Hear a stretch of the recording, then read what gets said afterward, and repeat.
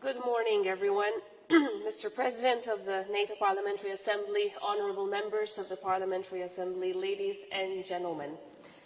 These past 3 days have not just reminded us, but they've made it crystal clear that the Euro-Atlantic alliance is the backbone of our collective security, our stability, as well as our future. In Kosovo, we deeply believe in the transformative power of this alliance, not just because of its military strength, not just because of its strategic reach, but because of its unwavering commitment to peace, and because time and time again, it delivers. It delivered for my country in 1999, and it continues to this day. But especially back then, when we were facing our darkest hour. And it delivered back in 1995, precisely here in Dayton, where determination brought to an end of the bloodiest conflict Europe had ever seen.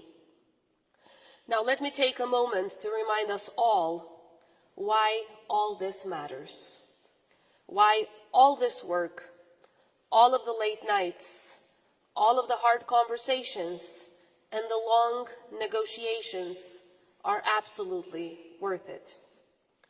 Because once the children of Kosovo were afraid to walk to school.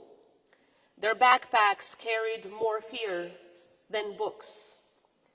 And today our children are standing tall as valedictorians, leading classrooms, walking the halls of some of the most prestigious universities around the world.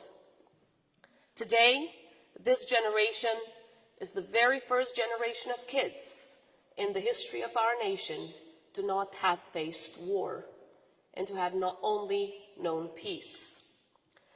Because once our parents were expelled of their jobs, stripped of their dignity, but today, because of your work, they are proud grandmothers and grandfathers watching a new generation write the most hopeful, thriving, and brightest chapters in Kosovo's history. Because once the people of Kosovo and the people of Sarajevo risked their lives just to go and buy bread, to cross a street, but today those same streets are lined with music, film, art, as we could see from the Sarajevo Symphony last evening, and we all welcome the world to some of Europe's most vibrant cultural festivals. And because once the cities of Kosovo and Bosnia-Herzegovina lay in ruins scarred by war, and today they are alive, full of color, full of energy, drawing visitors from all corners of the world who come not just to witness the beauty of our countries, but also the resilience of our people. This is what peace delivers. This is what your hard work delivers. This is what international solidarity can achieve. And this is why we cannot afford to turn away, to turn a blind eye, or to risk this achievement. Not now, not ever. This is now even more important as the world is once again marked by conflict, and so is Europe. The war in Ukraine is reminding us all that peace can never be taken for granted, and that democracy is never a finite project. NATO and everyone seated in this room stood united in the face of Russia's brutal aggression against Ukraine. But unity is something that must be nurtured. It has to be renewed, strengthened, and rebalanced. And as we look ahead to the Hague Summit, we have to be clear-eyed about what comes next. What is it that will elevate the power of this alliance to a point where it is able to strategically and effectively meet the challenges of our time? Kosovo is already doing its part by spending 2% of its GDP in defense, and in the next few years, we're aiming to double that. Because being able to defend our hard-won peace is one of our most important missions. And it is now up to NATO to open its doors to partners like Kosovo, who has long been contributing to defending our shared values at the benefit of global security. So the same way that our beautiful flag is standing right there through our membership in the NATO Parliamentary Assembly, I do hope that the same will happen when it comes to membership in the NATO alliance.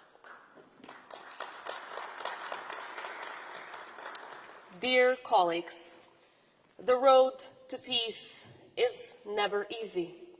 We've learned it the hard way. But we once again need renewed commitment, determination, and unwavering ambition. Because how the war in Ukraine ends will define the world our children inherit. It is our responsibility to ensure that world is one where strength defends peace, not power for its own sake. And if there's one lesson we've learned from history, is that aggression should never be rewarded. Aggressors should never be rewarded. Just and lasting peace is the only resolution that upholds the rules-based international order. But before I close, I must say this. Peace is never just the silence of guns. It is the will to live together, not apart. And today that peace is at risk from individuals who would rather break a country than build one. From those who still glorify war criminals from Milosevic's regime and those who dance on Putin's tune. From ideologies that belong to the past and not to the future that we are trying to shape together. This is not a local issue. This is existential for Bosnia-Herzegovina, for Kosovo, for the entire Balkans, for Europe and the world. We must not wait for another crisis in order to act, because in the Balkans, when the world looks away, history has a way of repeating its darkest chapters.